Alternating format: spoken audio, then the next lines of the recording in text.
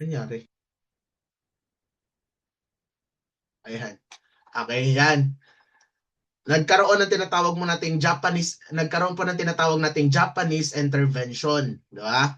Ngayon, sir, okay, dahil malupit yung mga yan, yung mga Japanese na yan, okay, bumalik yung mga Amerikano, no? Nagkaroon po tayo ng tinatawag po na post-American period. Okay, tapos nung pagkabalik ng mga Amerikano, tsaka na tayo naging malaya, di ba? So ayan po yung ano, yun po yung mga nangyari dati. So ngayon sir, yung unang nanakop sa atin is the Spain or kaya po tayo nagkaroon ng Spanish period or Spanish era.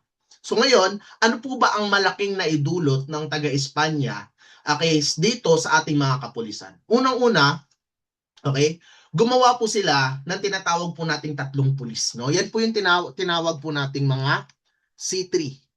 Yan, C3. Ano ba yung C3 na yan? Okay, ayan yung tinatawag nating Carabineros de Seguridad Publico, okay? Guadrillos o kaya tinatawag din natin silang quadrillo. Yan, quadrillo. Pangatlo, yung tinatawag po nating mga Guardia Civil. Okay, Guardia Civil. Ngayon, sir, ano po ang pinagkaiba ng tatlong pulis na yan? Ano po yung mga pinagkaiba nila? Okay, unahin muna natin yung tinatawag po nating Carabineros de Seguridad Publico. Pag sinabi nating Carabineros de Seguridad Publico, okay, ito yung klase ng mga pulis, okay, na tinawag po silang carbines, no? Pag sinabi nating carbines, ano pong ibig sabihin niyan? Isa po siyang parang ano siya, isa po siyang maliit na rifle, no? Isa kung sa mga naglalaro dito ng CODM, 'di ba? Yan po yung mga tinatawag nating mga parang maliit na rifle, 'di ba? Carbines. So ibig sabihin, kung mayroong mas malaking puwersa kaysa Espanya na mga kasundaluhan o kaya mga kapulisan, sila naman po yung parang ano, middle, okay? Medyo malakas, no? Na kung saan sila po ay pinadala dito sa Pilipinas para mamahala sa mga tao dito. Yung mga Carabineros de Seguridad Publico na yung class, ayan, tinawag din po silang mga, okay, ano ba yan? Mga mounted police, no? Mounted police. Yan, mounted. Ano bang ibig sabihin, sir, pag sinabi nating mounted? Okay, madalas po sila kasing nakasakay sa kabayo. No? Madalas po sila nakasakay sa kabayo, umakit sa bundok. Okay, at madalas po yung naka-assign sa mga ports entry. Okay, sa mga dungguan ng mga barko. Okay? Madalas po silang nagbabantay diyan. No? Yan po yung tinatawag nating mga Carabineros de Seguridad Publico. Okay? Yan. At bukod dyan, sir, okay, it became the first port or harbor police. No? Madalas po kasi sila, yan po talaga yung primary trabaho nila. Okay, na kung saan tingnan at ayusin ang kasiguraduhan sa mga pumupunta sa ating bansa during that time. Okay? Ano pa sir? Andyan din yung tinatawag po nating quadrillos o quadrillos. Pag sinabi naman nating quadrillos sir, anong klaseng pulis naman po yan? Ito naman daw yung mga klaseng mga kapulisan na kung saan sila yung pulis na matatangkad, no? Malalaki yung katawan, matitipuno. Okay, in short, ito po yung mga poging pulis, no? Okay, yan po yung mga poging pulis na tinatawag. Okay, yung mga quadrillos o quadrillos. Okay? Ayan. TDH, parang Sir Brian, no? Tall, dark, and handsome. Tindi mo. Tol, hindi, yung dark dyan, hindi ibig sabihin dark na yung skin ha. Okay na pare. Ang ibig sabihin niyan ay okay, mysterious. No? Okay, hindi ano yan, hindi dark. Ako dark lang ako. Yan, dark lang talaga ako. Pero hindi yan literal na dark. Okay. Tsaka hindi ako tall. Okay. 5'6" ako, 5'5" lang ata yung height natin. Diba? Okay. Ayan.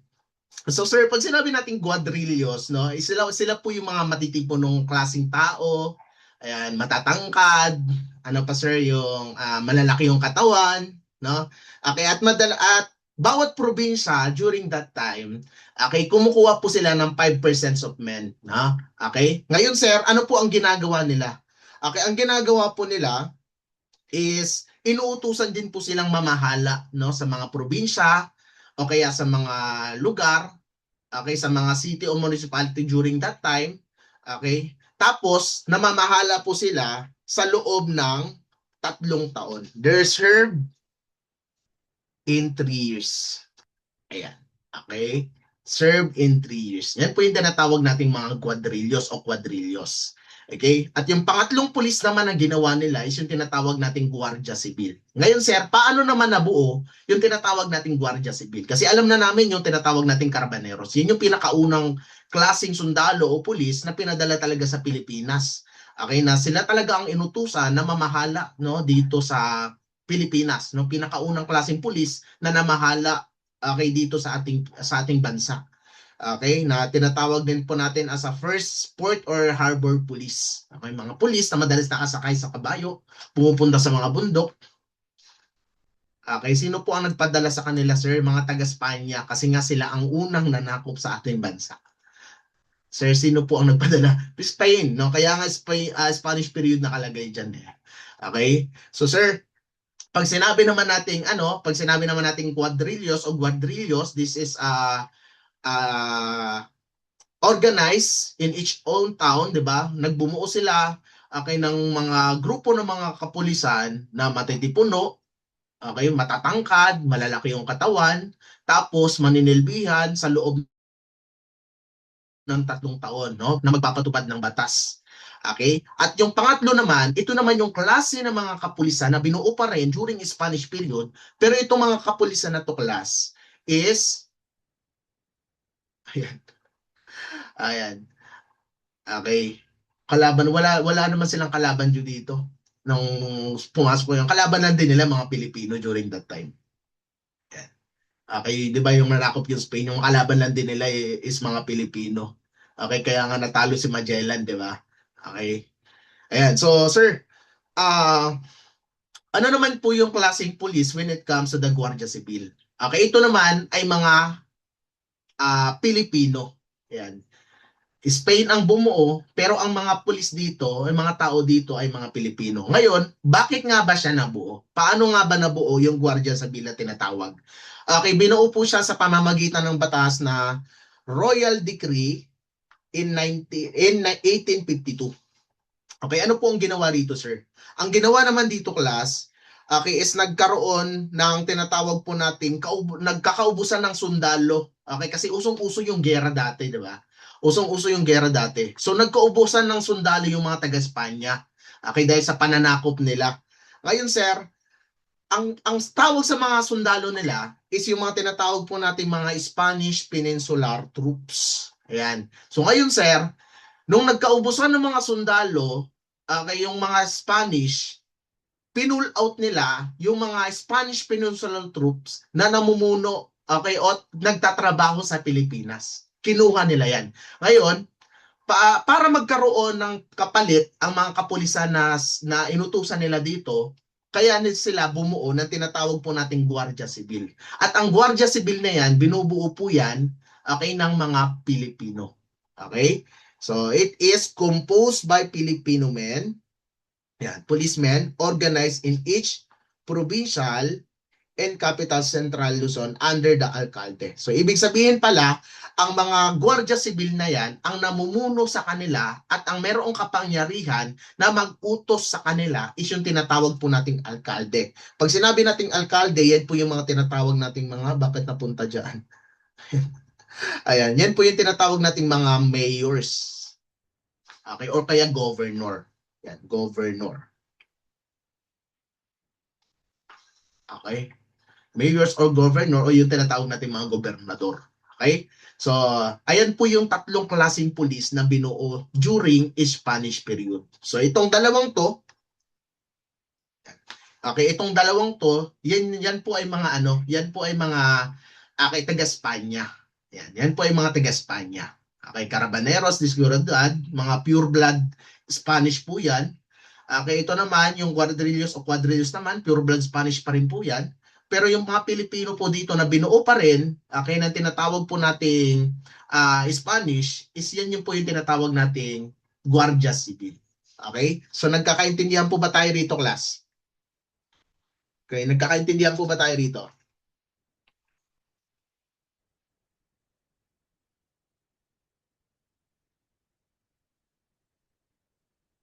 Okay? So okay po ba?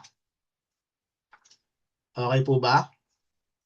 Ayan. So pwedeng makita yung ano, yung mga chat ninyo. Malinaw po. Malinaw po. Ayan. So gusto nyo ba munang mag-break tayo kahit 15 minutes mo lang? Ayan, break tayo. Gusto nyo ba muna bago tayo magpatuloy? Sagot, sagot. Water break. Yan, Yossi break. Nag-Yossi ka pala, Joshua. Okay, sige. 15 minutes break muna tayo. 15 minutes break.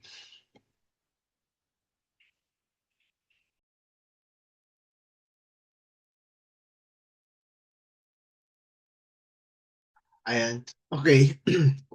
Okay, balik na po tayo. So dito na tayo sa susunod nating topic which is the American period. To.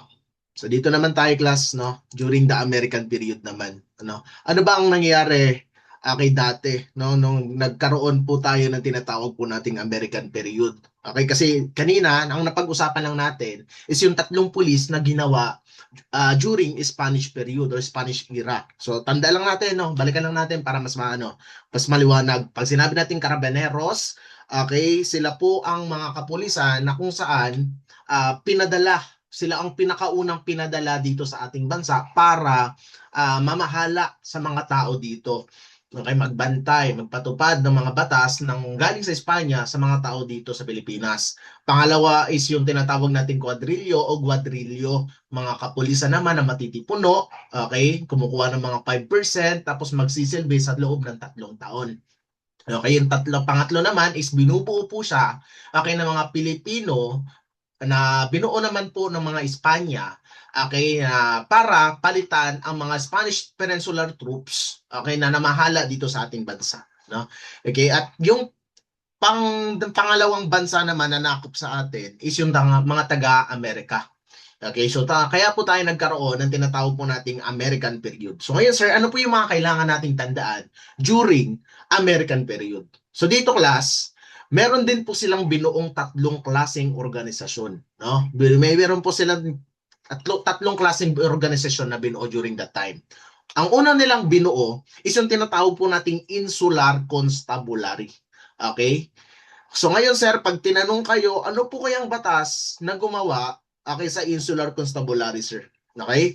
So yan po yung tinatawag po nating Act number 175. No? Act number 175. Ngayon, pag nagtanong kayo, bakit kaya Act lang nakalagay dyan sir, hindi Republic? Okay? Kasi kaya Act lang yung class kasi during that American period, hindi pa tayo republic. Wala pa po tayong sariling republika ng Pilipinas. Ibig sabihin, yung ating gobyerno ay under pa po yan ng mga Amerikano. Kaya po siya, kay act lang, no? Hindi po siya republic. No? Yan po yung ibig sabihin yan. So ngayon, sinet up po nila yung tinatawag po nating Insular Constabulary, okay, which is itong mga kapulisan na to, national enforce pa rin naman yan, no? National enforce. So pag sinabi nating national enforce, ibig sabihin pulis sila pang buong bansa talaga. Sakop nila o saklaw po nila ang buong bansa, no? Okay? So sir, bakit nga ba sila tinawag na Consular Constabulary? Okay, sir, pag sinabi kasi nating insular, ang ibig sabihin po niyan, in English term, kasi ang insular kasi, Spanish term po yan, no? Spanish word po siya. Okay? Parang sa coordinate natin, di ba, sa mga criminology dyan.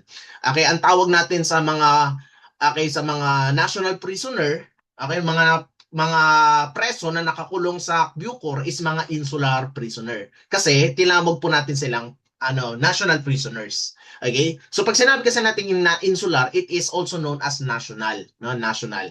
Sir, ano namang ibig sabihin na constable? Okay, pag sinabi natin constabulary, no, it means constable. Ibig sabihin, constable sila magpatupad ng batas, no? Maayos sila o mentally and physically fit silang magpatupad ng batas. Okay, so ang Insular Constabulary class, yan po yung pinakaunang police force na ginawa dito sa ating bansa. Okay, that is the first. Lagay natin. Okay, para di malito. Okay, at para matandaan talaga. Okay, ito po yung tinatawag po nating first. Okay, first national police. Ayan, first national police force. of the Philippines. Of the Philippines. No, pinakaunang klase ng kapulisan na ginawa dito sa ating bansa. No, ang tawag po natin diyan is Insular Constabulary. Na ginawa sa pamamagitan ng batas na Act 1 75, no, 175. So ngayon sir, gaano lang po ba katagal ginawa o gaano lang po ba katagal ginamit ang salitang Insular Constabulary? Ito lamang po ay tumagal lamang sa loob ng 1 year. Okay, kasi agad-agad napalitan po agad yan ng panibagong pangalan. Ngayon, bago po yan mapalitan ng panibagong pangalan, meron muna silang ginawang panibagong organisasyon. Pero yung organisasyon na to, class, is hindi po siya pang national level. Kasi ang Insular Constabulary, pang saklaw niya buong bansa, di ba? Kaya nga sila tinawag na insular, national, kasi pang buong bansa ang saklaw niya, buong bansa ang sakop niya. Pero pag sinabi po nating, okay, may may designated places lang po na pwedeng pamahalaan ng mga ganitong klaseng pulis, no? Katulad po ng tinatawag nating Manila, no? Pulis lang sila pang Manila, o kaya pulis lang sila pang Rizal, o kaya pulis lang sila pang Laguna, ganyan lamang. Ang tawag po natin diyan mga police departments. Okay, ngayon sir, after po nila ma-create yung Insular Constabulary na yan, gumawa po agad sila ng mga kapulisan, na ang saklaw lamang po dito is yung mga tinatawag nating designated places lang, katulad ng Manila. So yan po yung tinatawag po nating Manila Police Department. So ito rin po yung tinuturing nating police force, first police force. Yan. Ito rin po yung tinuturing nating first police force in local level. Yan. Okay, first police force in local level. Okay, so dalawa 'yan ha. Dalawa yung klaseng pulis na ginawa ng ating mga Amerikano. Yung isa is insular, ang sakop niya is buong bansa. Yung isa naman, Manila Police Department, ang sakop niya lang is is Manila lang. Yan, Manila lamang. No, ayan po yung pinagkaiba nilang dalawa. Yung isa kinilala as first force o first national police force in national level. Okay? Yung isa naman, first police force and local level. No, ayan po yung pinagkaiba nilang dalawa. So bukod dyan, sir, ano pa po yung kailangan naming tandaan? Okay, isa pa sa mga tatandaan po natin dito is yung batas na gumawa sa MPD. Ano yan, sir? That is Act number 183, no? That is Act number 183. Ngayon, may mga kilala din po tayong tao na dapat tinatandaan when it comes to the MPD. So, sir, ngayon, sino-sino po ang kailangan naming tandaan dyan at isautak namin kasi madalas po siyang lumalabas sa PNP entrance examination. Pag tinanong kayo, sino ang pinakaunang inappoint as a first chief of the Manila Police Department or chief of police of Manila Police Department, kailangan natin tandaan yung pangalan ni Captain George Kerry, no? Siya po yung kauna-unahang tao, yan po ay hindi Pilipino ha, yan po ay Amerikano, no? Yan po ay Amerikano. Siya po yung kauna-unahang Amerikano, na itinalaga as a chief of police sa loob ng Manila Police Department. Okay, so siya po yung kinilala as the first COP in MPD, no? Okay, yan po yung kauna-unahang Amerikano. Okay, kauna-unahang tao na itinalaga as a Chief of Police of Manila Police Department. Okay, so magkaiba yung tanong na yun ha. First, Chief of Police of Manila Police Department, ang isasagot nyo, Captain George Kerry. Pag ganun lamang yung tanong. Pero sir, paano kaya pag halimbawa dinagdagan? Ginawang first Filipino appointed as a Chief of Police of Manila Police Department. Tsaka naman tayo sasagot ng Colonel Antonio C. Torres. Yan, okay? Colonel Antonio C. Torres. Siya naman po ang kauna-unahang Pilipino na inappoint as a Chief of Police of Manila Police Department. So lagay natin. Okay, it is the first Filipino COP in MPD. Okay, so magkaiba yan. Kasi baka mamaya malito kayo sa tanong. No? Halimbawa, itatanong lang sa inyo, who is the first chief of police of MPD? Ayan. So, sino ang isasagot natin dyan? So, syempre, dahil hindi naman nakalagay na Pilipino, ang isasagot natin is yung Amerikano. Okay, si Captain George Kerry. Okay, pero pag ang tanong, sir, who is the first Filipino appointed as a Chief of Police of MPD, tsaka naman po natin isasagot si Antonio C. Torres. Nagkakaintindihan po ba tayo dito? Okay, nagkakaintindihan po ba tayo dito? Okay, sumagot kayo. Nagkakaintindihan po ba tayo dito? Ayan lang. Nawala. Okay. Ayan. Ayan yung magsisagot. Okay, so ayan ha. So yan lamang po yung tatandaan natin dito, class. Okay, sumunod. Okay? Sabi ko nga sa inyo kanina, no, sabi ko nga sa inyo kanina, ang Insular Constabulary na kinilala po natin as the first National Police Force of the Philippines, okay? Hindi po yan nagtagal. No, hindi po siya nagtagal. Bakit, sir? After 1 year, pinalitan po agad yan. Bakit? Kasi ang word na insular kasi, dahil galit na galit nga dati, ang mga Amerikano sa Espanya, kasi sila ang unang nakasakop dito sa ating bansa, okay, ayaw nila ng salitang Spanish. No, pinalitan nila yan ng salitang English. So ngayon, sir, from insular constabulary, kasi ang insular kasi, di ba, yan po ay isang Spanish term. No? Spanish term po siya ng national. So pinalitan nila yan. No? Ayaw kasi nila yan. So ngayon, sir, anong ginawa nila? No? Ginawa po nilang Philippine Constabulary. No? Ngayon, pag tinanong naman kayo, ano naman po yung batas na gumawa okay, at nagbago sa pangalan from Insular Constabulary to Philippine Constabulary, yan naman po yung Act number 255. No, yan naman po yung tinatawag nating Act number 255. Okay, ngayon, bukod dyan, ano pa po yung tatandaan natin dito? Okay, ano pa po yung tatandaan natin dito? Okay? Isa sa mga tao na kailangan nating tandaan dito is yung kinikilala natin as a father of the Philippine Constabulary. No? Okay, kasi sir, noong ginawa ang Philippine Constabulary, siya talaga yung tao okay, na namumuno dito. Kauna-unahang tao okay, na nag-organize at nagpatakbo sa tinatawag po nating Philippine Constabulary. So sino po yan, sir? Walang iba kundi si Brigadier General Henry T. Allen. Okay? So kinilala po siya as a father of the Philippine Constabulary.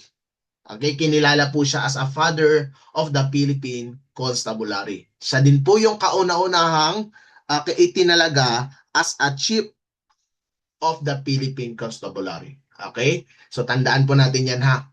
Ulitin ko, si Brigadier General Henry Toriman Allen, no, Toriman Allen, hindi po siya Pilipino, no, siya po ay isang Amerikano. Okay? So, ganun ulit nung diskarte natin sa Manila Police Department. No? At tandaan lang po natin, pag ang tanong is the first chief of the Philippine Constabulary, ang isasagot po natin is Brigadier General o Brigadier General okay, Henry T. Allen. No? Brigadier General Henry Toriman Allen. No? Siya po yung pinakaunang tao okay, na initinalaga as a chief of the Philippine Constabulary. Ngayon sir, pag dinagdagan naman yung tanong, ginawa naman po siyang first Filipino okay, appointed as chief of the Philippine Constabulary. Tsaka naman po natin isasagot okay, kung walang iba si Brigadier General Rafael T. Crame, no? Brigadier General Rafael Tagle Crame, no? Siya po yung kauna-unahang Pilipino, okay, first Filipino Chief of the Philippine Constabulary. Okay, sir, may nakalimutan ako dito, no? Pag tinanong pala kayo, kasi ito tinanong to nung mga nakaraang NAPOLCOM examination, no? PNP entrance examination. Okay, tinanong yung kung gaano ba daw katagal namuno okay, at nagpatakbo okay, ng Philippine Constabulary si Henry T. Allen. No? Gaano po siya katagal nagpatakbo sa PC. Okay, pinatakbo niya lang naman ito sa loob ng 17 years. Okay, namuno po diyan Okay, namuno po siya sa loob ng 17 years. Ayan. So nabago po yan, no? Hindi na po Insular Constabulary ang ating National Police Force during that time, no? Naging Philippine Constabulary po siya. Kasi binago po siya sa pamamagitan ng batas na Act number 255. No, ayan po yung mga klase ng mga pulis na nabuo, no? Ayan po yung mga klase ng police organization na nabuo during American period. Okay? So tandaan lang natin ha, from Insular Constabulary, unang-una, yan yung tinuguri ang First National Police Force of the Philippines na na-create po siya by the virtue of Act number 175. No? Okay? So, kaya po siya tinawag na insular kasi national police nga sila. No? Police po sila pang buong bansa. Okay, kaya po rin sila tinawag na constabulary kasi itong mga kapulisan na to, ito yung mga tao na to, is constable sila na magpatupad ng mga batas sa ating bansa, no? Mentally and physically fit po sila. Okay? So kinilala po yan as ang Insular Constabulary as a first national police force of the Philippines at tumagal lamang po yan sa loob ng isang taon. Okay?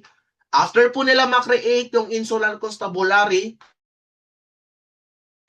na-create naman po yung tinatawag po nating Manila Police Department. So pag sinabi po naman nating Manila Police Department, tatandaan lang natin, siya naman ang tinaguriang as a first police force in local level. No? Local level ha. Ibig sabihin, meron lang silang designated places, okay, na kung saan doon lang po yung kapangyarihan ng mga kapulisan na to. Okay, diyan lang po sila, pang Manila lang po sila.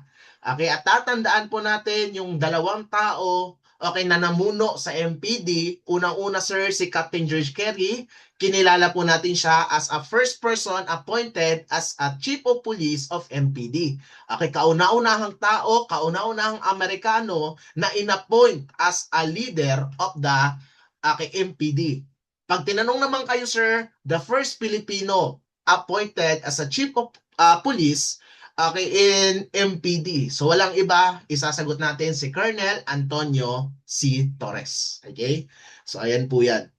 So ngayon sir, yung pangatlo naman, okay, kasi after po ma-create ng Insular Constabulary at ng Manila Police Department, tumagal lang po yan ng isang taon yung Insular Constabulary. So pinalitan po yan by the virtue of Act of number 255, no? Act number 255. So kaya po yan na-create yung tinatawag nating Philippine Constabulary.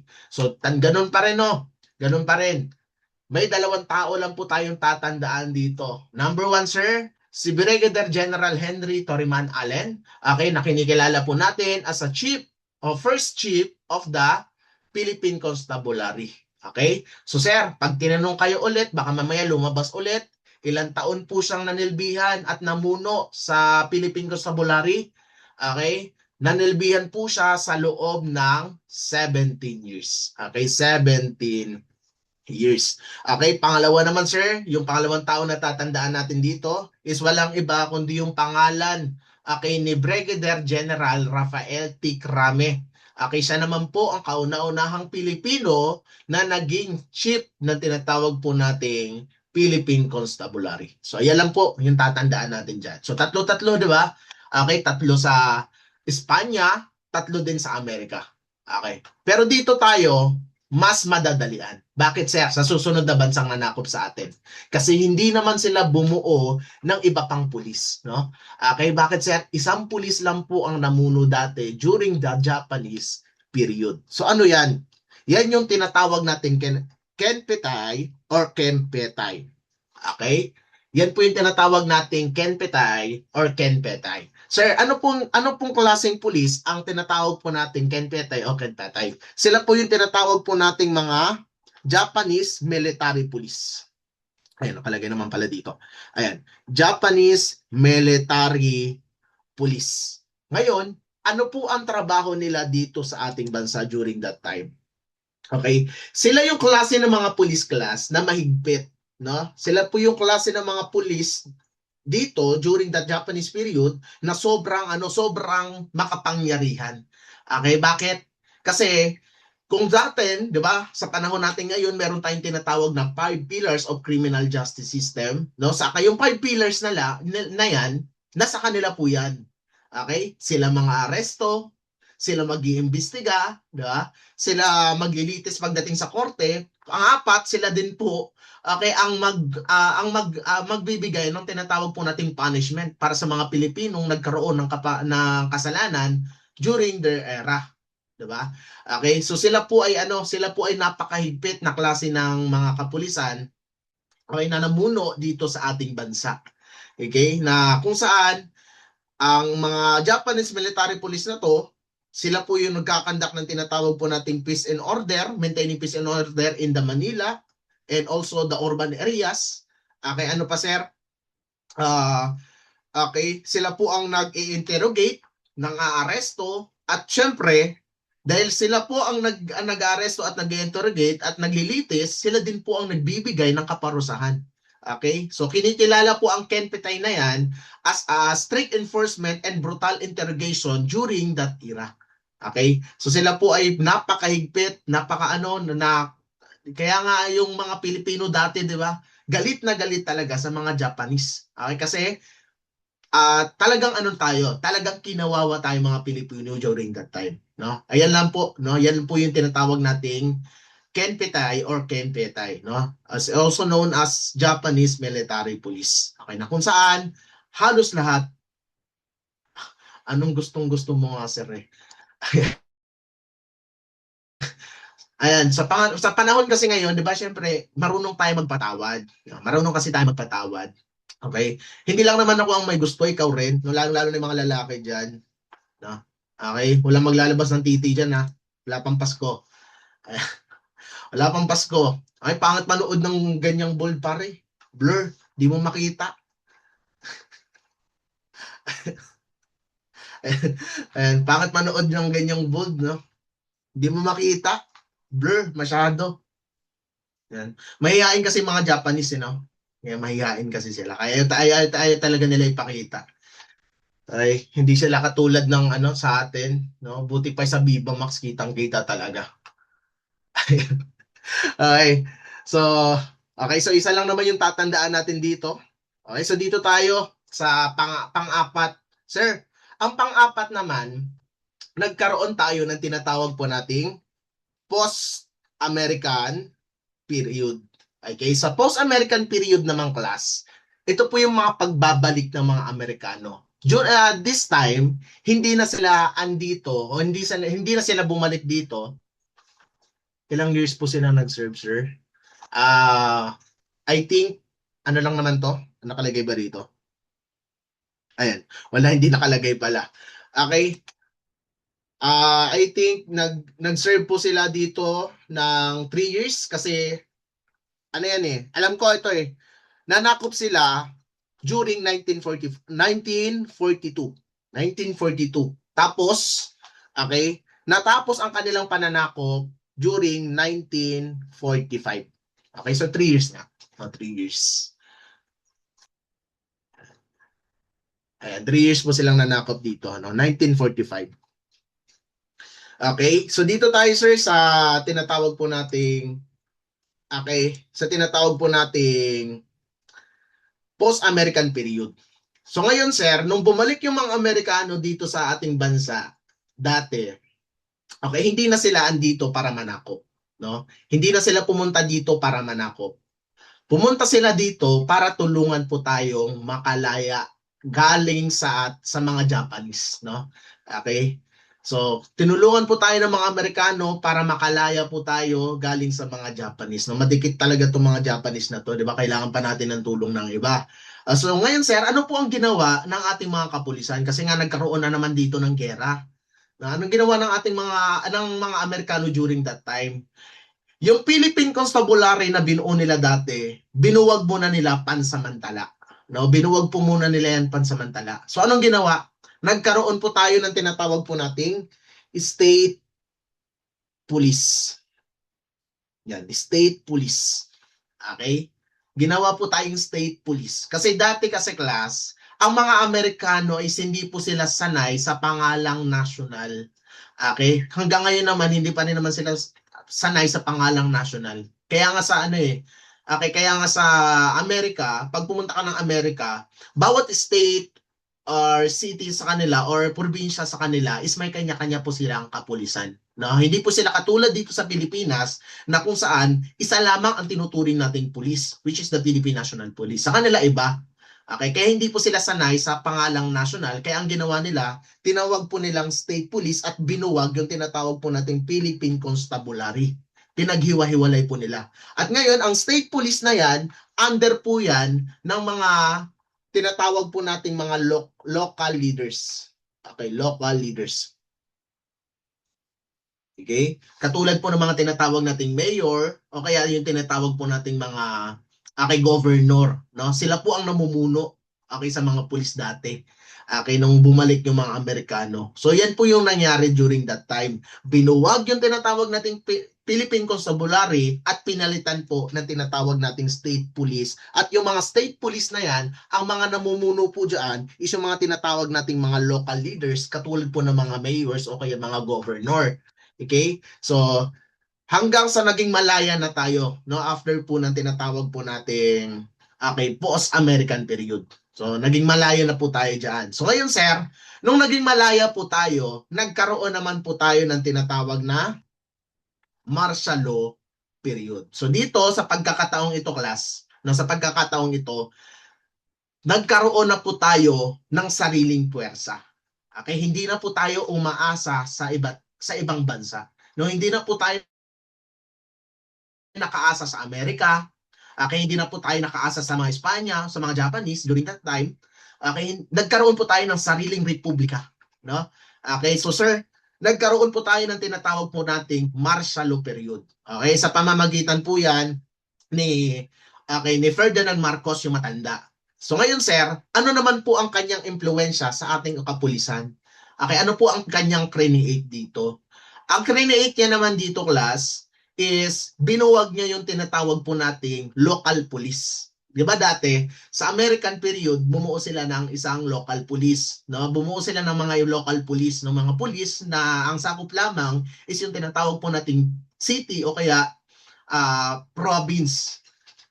Ayan, city or province. Yun lang ang sakop. Ang ginawa ni Marcos that time, binuwag niya 'yon. Tapos inisa niya, ginawa niya pong centralized lahat. Centralize.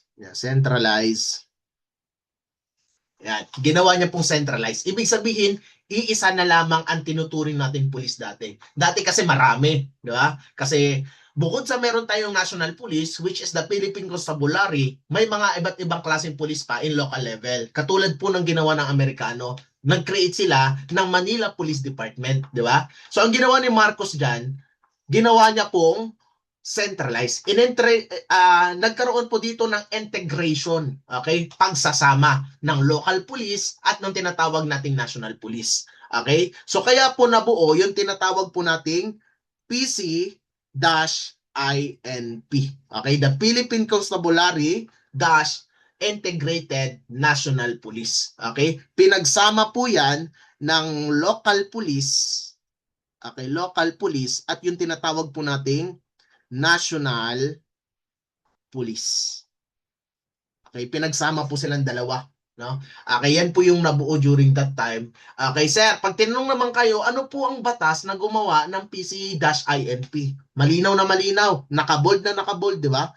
Presidential Decree 765. So tandaan lang natin, no? Kaya po yan tinawag na Presidential Decree or PD kasi yung batas na yan, na-create po siya during martial law period. Okay, lahat ng batas na PD ang tawag, ibig sabihin yung batas na yan ay nagawa during martial law period. Okay? So yan po yung tatandaan natin. Okay? Ang batas na to, na Presidential Decree 765, yan yung batas na bumuo doon sa tinatawag po nating PC-INP. Na kung saan yung National Police at Local Police ay pinagsama sa iisang kapulisan na lang. Naging centralized lahat. Kung ano ang kapangyarihan ng Philippine Constabulary dati, yun yung naging kapangyarihan ng mga kapulisan dati na naka-assign sa mga city or kaya sa mga provinces. Okay, ibig sabihin, naging national in scope na rin sila. Ayan. Okay, national in scope. Okay, naging national in scope na sila. Ang sakop na nila ay pangbuong bansa, no? Pantay na ang kapangyarihan nila doon sa tinatawag po nating Philippine Constabulary. Okay, nagkakaintindihan po ba dito? Nagkakaintindihan po ba? Oy, sagot. Nagkakaintindihan po ba? Okay? So, yan ha. So, tatandaan po natin yan. Okay, so dito, ano naman po ang ginawa nung nagkaroon ng tinatawag na post-martial law? Ayan. Ano naman po ang ginawa nung nagkaroon po ng tinatawag natin post-martial law? So, ito naman, pag sinabi natin post-martial law, ibig sabihin, okay, patapos na yung tinatawag po nating martial law period. Okay? Pamumuno ng former president natin na si Ferdinand Marcos. Okay? So, ngayon, sir, ano naman po ang nangyari? So, dito, bago magkaroon ng tinatawag po nating Republic Act 6975, may pinakaunang batas pa talaga na ginawa dyan. Anong batas yun, sir? Kailangan lalagpasan ko lang to ha. Okay? Yan. Ito yung tinatawag po nating, no, ito po yung tinatawag po nating 1987, okay, 1987 Philippine, okay, Constitution. Constitution. Okay, 1987 Philippine Constitution. Itong batas na to, class, ito yung tinuturing natin as a mother of all laws. Okay, ibig sabihin, yan yung batas na mas mataas pa sa lahat ng batas. Okay? Yan yung yan yung pinaka dapat sinusunod ng lahat ng batas. Ibig sabihin, yung batas na yan, mas mataas pa po yan sa tinatawag po nating revised penal code, okay, special penal law, president, ano pa sa tinatawag po nating mga okay, mga executive order, di ba? Mas mataas pa po yan. Yan yung tinuturing nating mga basihan ng mga batas natin sa ngayon. Okay? That is the mother of all law. Okay? Pinakamataas na batas sa lahat. Kung saan, ito dapat ang nagiging basihan sa lahat ng batas na meron tayo dito sa Pilipinas. Okay? So ngayon, sir, ano ba ang ginawa ng 1987 Philippine Constitution? Nag-utos po siya sa pamamagitan po ng Article 16, Section 6. Okay, ano ba ang inutos ng ating Article 16, Section 6? Okay, ito ang mga inutos niya dito. Ang sabi niya, okay, of the Philippine Constitution provides that states shall be established and maintain one. Okay, establish and maintain. Ibig sabihin, gumawa, okay, at i-maintain yung tinatawag po nating one police force. Kailangan isang pulis lang daw ang kinikilala sa isang bansa. One police force, no? Isang pulis lang dapat ang kinikilala sa isang bansa. Pangalawa, ano pa sinabi dito? Kailangan ang mga pulis daw dito is national in scope. Sir, pag sinabi po nating national in scope, ano bang ibig sabihin yan? Ibig sabihin, yung isang pulis na in-establish natin, isang organisasyon na in-establish natin, ang mga sakop po niyan, okay, mga pulis na yung mga pulis na bilong po diyan, dapat ang sakop po niyan is buong bansa. Okay? National in scope. Ibig sabihin, pag pulis ka at nanumpa ka ng mga ganung pulis, okay, under this law, ibig sabihin, hindi lang pang isang lugar ang kapangyarihan mo. Okay? Pag halimbawa, taga Laguna ka, no, hindi ka lang pulis pang Laguna. Ikaw po ay pulis pang buong Pilipinas. Ibig sabihin, saklaw mo ang buong bansa. Pwede mong gamitin as ang kapangyarihan mo as a police officer sa buong bansa. Yan yung tinatawag po nating national in scope. Okay? At ano pa, sir? Ano pa? Kailangan, ang mga pulis daw na to is civilian in character. Anong ibig sabihin ng civilian in character? Okay, ganito yan, class. Ibig sabihin, kung civilian ka ngayon, hindi ka pa pulis ngayon, ibig sabihin, pantay mo lang po ang mga pulis na yan. No? Yan lang po ay mga naka-uniformado. Okay? Yan po ay mga naka-uniformado, de baril, may tsapa, pero may tuturing pa rin po silang civilian. Okay? Kaya mali yung mga nagma-my day class. Halimbawa, pagka ano nila, 'di ba, malapit na sila sa training school, malapit na sila mag-training, nakapag-oath na. Okay, mali yung mga mina-my day nila. No, ang sabi nila doon, last day na daw ng pagiging civilian nila. No, mali 'yon. Bakit, sir? under the Article 16, Section 6, hindi po sila militar. Kasi ang tinuturing lang po nating militar is lahat ng member, okay, ng tinatawag po nating Armed Forces of the Philippines. Sila lang po ang tinuturing nating mga military. Ayan, military. Pero pag sinabi po nating, ayan, pag sinabi po nating, wala tuloy. Pero pag sinabi po nating PNP, sila po ay maituturing po nating mga civilian. Ibig sabihin, sir, kung civilian ka ngayon, kapantay mo po ang ating mga kapulisan. Sila lang po ay di baril, uniformado, okay, may tsapa, pero maituturing pa rin po silang civilian. Okay? At ano pa? Ano bang sinabi dito? Kailangan pinamumunuan daw po sila ng isang ahensya, okay, na ang tawag po natin sa ahensya na yan is NAPOLCOM. Okay? Sila po ang itinalaga ng ating konstitusyon na mamuno at magkontrol, okay, at bantayan ang ating kapulisan, no? Okay? So, sir, ngayon, saan ba dapat okay, saan ba dapat sumusunod daw ang ating mga kapulisan? Okay, dinagdag din dito sa batas na to, kailangan ang ating mga kapulisan ay sumusunod din daw po, okay, to the authority of local executive. Ibig sabihin, kaya pala merong kapangyarihan ang ating mga mayor, no, ang ating mga governor na utusan ang ating mga kapulisan. Okay? Kasi inutos din po siya ng ating batas. No, inutos po din po siya ng ating konstitusyon.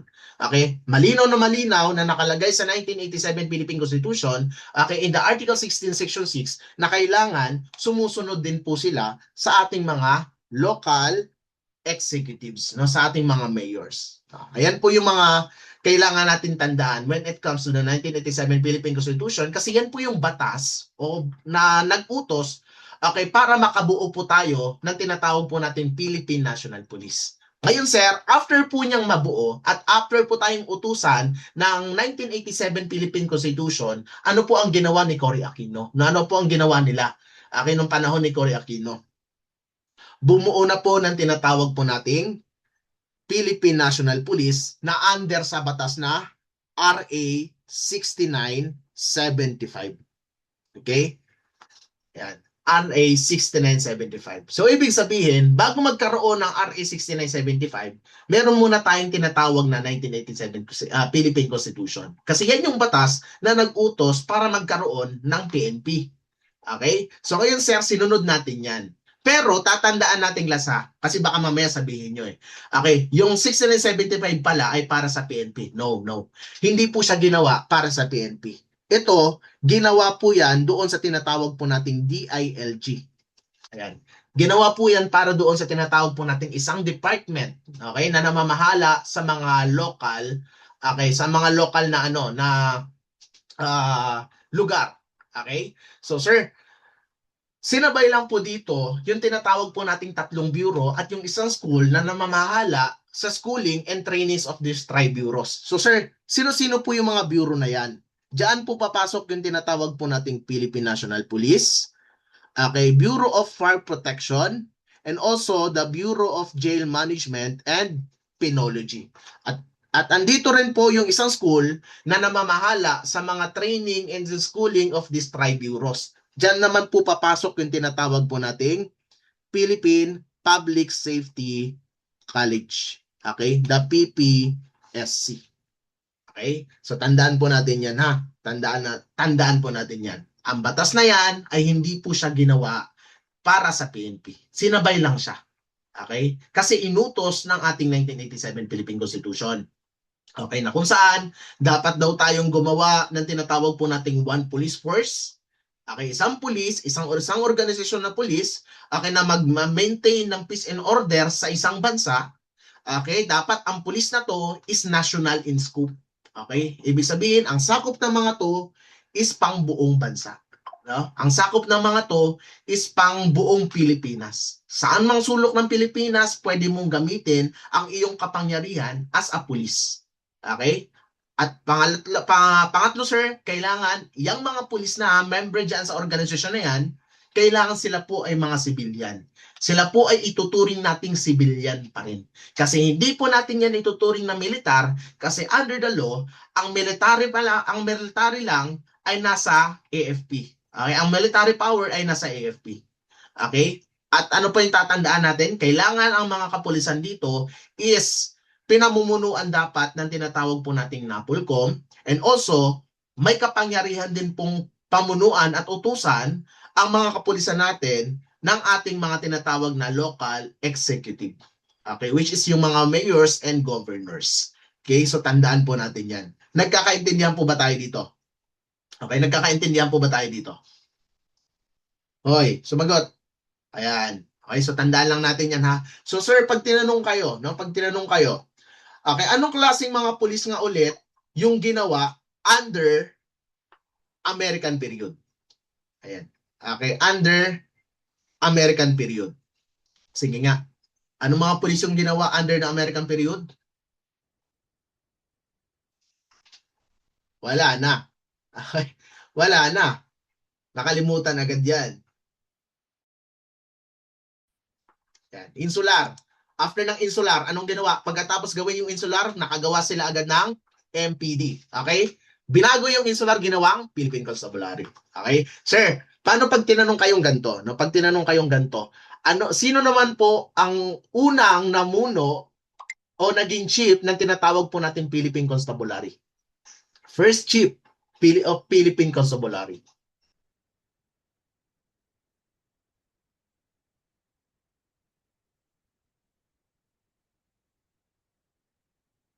Ayan. First chief of the Philippine Constabulary. Sino yan?